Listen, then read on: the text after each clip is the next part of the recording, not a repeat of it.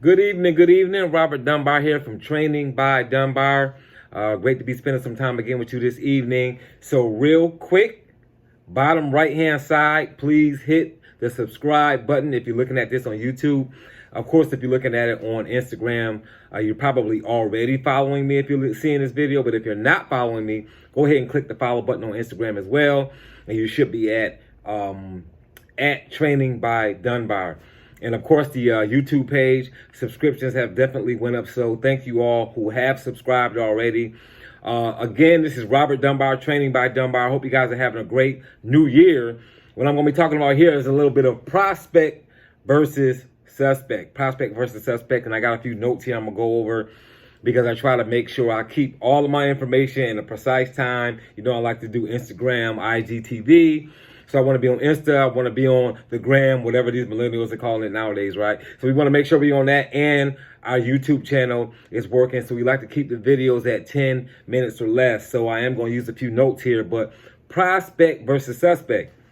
Really great topic because a lot of things can go wrong when you don't know the difference between a prospect versus a suspect when it comes to sales. So we're talking to people who are becoming an entrepreneur or people who are already experienced entrepreneurs that's looking to get to the next level. So throughout this video, of course, you're going to see some different tags go across the top of my head. That's going to give you some information to look at, maybe some more videos or maybe somebody else's page or channel. Because I don't believe in it being about my information and that's it. There's other great speakers and trainers and motivators out there that can help you along the way of becoming an entrepreneur and give you content for free. And that's what I love about that. That's what I love about E.T. The preacher who will be seeing at one of our conventions here coming up here shortly in 2020. But he gives away a lot of free content. And as an entrepreneur, that's what it's about. Have you found your purpose? Have you found your niche or your niche, however you want to say it? And have you found to be able to work in your gift? And if so, the great way of knowing that you're working within your gift is, would you do what you're doing for free? Not are you doing it for free? Not will you accept money for it? Of course you will accept money for it, but the question is, will you do it for free? I trained for about 5.5 to 7 years for free, so I know that I'm in the space that I would like to be in. So prospect versus suspect. One of the biggest mistakes that people make is they get disappointed as they're doing sales because they think they're talking to prospects, but really they're talking to suspects. So we're going to talk a little bit about that as quickly as we can in less than 10 minutes here during this video. So for those who are looking at the video who may be married or in a long-term relationship, living together, and not that I'm encouraging living with somebody that's not being married, you got to be careful for what you say here on these videos. But if you're in a long-term relationship or married, you probably know or feel like, at least, that the person that you're with, if you plan on spending the rest of your life with them, then that was your prospect. And that's why it's working out with that person. Everybody that you dealt with beforehand was really just a what? A suspect. And guess what? Suspects aren't always bad, because sometimes suspects can get you prepared for your prospect. So you can learn a lot from suspects. You can learn a lot from doing things the wrong way or dating the wrong person or prospecting somebody and finding out they're a suspect, because they helped you learn how to rebut certain things. And really having a bad experience with somebody as a suspect, whether it's in a dating world or whether it's in a sales world, can really prepare you by sharpening you up and you knowing how to deal with that experience in a way that you deal with it in a more professional manner the next time, or you're quicker on your feet the next time something happens. So I remember listening to Steve Harvey some time ago, and Steve Harvey made a statement. He said he was talking to women who were fooling around with men that they weren't taking serious, but they really were looking to get married to someone, right?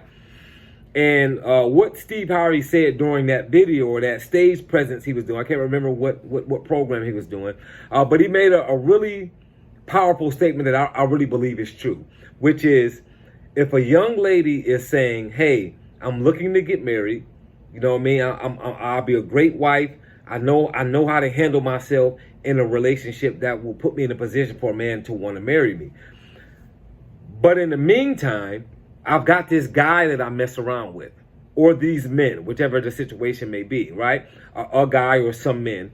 And I go out, I go on dates with them, and really, it may not even be that young lady sleeping with these men. It might be just her going to dinner with them, going to lunch with them, meeting at a bar and having a couple of drinks because that may be her hangout partner. They may sleep together every now and then, or they may have slept together in the past and may not sleep together anymore. That could be the case too. When that happens, if Mr. Right happens to be in that space, meaning that the restaurant that you go to with that guy every now and then, or it could be just a random restaurant you go to. It could be a random nightclub that you meet at and have a couple of drinks and then y'all go your separate ways. If Mr. Right is in that space by themselves looking for Miss Right to make her Mrs. Right, and she sees you with the guy you're hanging around with or playing around with, and this could be either way. It could be men in that situation or a woman, so it's not to pick on women. Then that person doesn't step to his business. So example being, I'm in a bar or I'm at a restaurant and I'm by myself. I'm eating. I'm enjoying the meal before I go home that evening. I'm single. I'm looking to find a woman to get married to, but I haven't found one yet. And I see you and you look like my type, but I see you with a guy, so I never approach you. I've seen you at a couple of other places in this small town, but I never approach you because I always see you with a man. And I don't know who that man is, and I'm not going to step to you while you're with a man. So now you go unapproached because you're hanging out with men who are actually suspects because you've already proven that you're not willing to deal with that person. So really, in the sense of dating, they're a suspect. Not that they're a bad man, but they're a suspect in that sense. So that's not really your prospect. So your prospect never steps to you because you're a suspect. And in the world of sales, we do the exact same thing. We spend so much time with suspects because we don't want to build our pipeline because we're so eager to make a sale that we spend time with somebody that's not a prospect. They're a suspect, but we don't take the body language. We don't read the signs because we don't have a big enough pipeline to have the posture and the confidence to say, you know what, this person is wasting my time.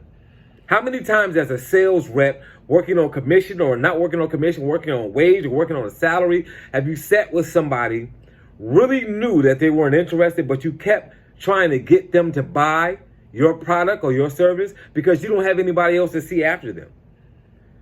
No posture, no confidence. You're trying to really push this product or service on that person simply because you don't have enough prospects in your pipeline. So one thing you want to do is build your pipeline. Another thing you want to look at is being realistic when you have a list. When somebody sits down with you in the beginning of your sales career and say, hey, I want you to make a list. I want you to understand when you make that list, that list is not prospects yet. They're not prospects until they've shown interest. At best case, they're a lead. At worst case, they're a suspect because you don't know whether they're interested or not. So I don't want you to really disappoint yourself because in the world of being a business owner, being a successful sales rep, whatever your circumstance may be, because you may just be a sales rep for a company or you may own your own business and becoming an entrepreneur, right?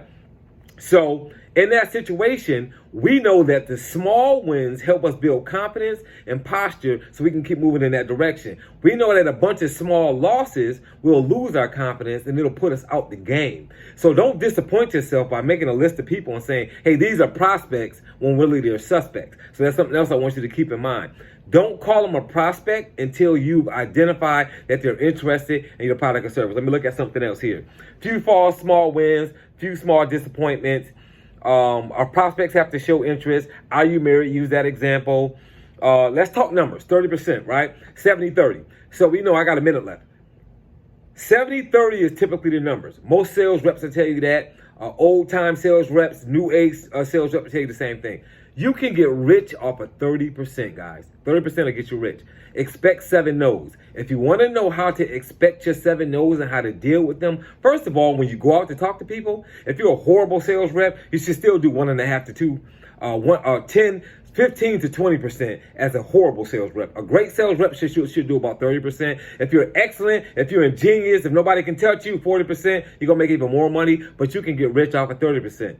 So in closing out, prospect versus suspect, I want you guys to pick up a book, Go for No by Richard Fenton. That'll tell you a lot about the numbers game and what to expect and how to be comfortable with the no's. Robert Dunbar signing off, prospect versus suspect. Look forward to seeing you on the next video.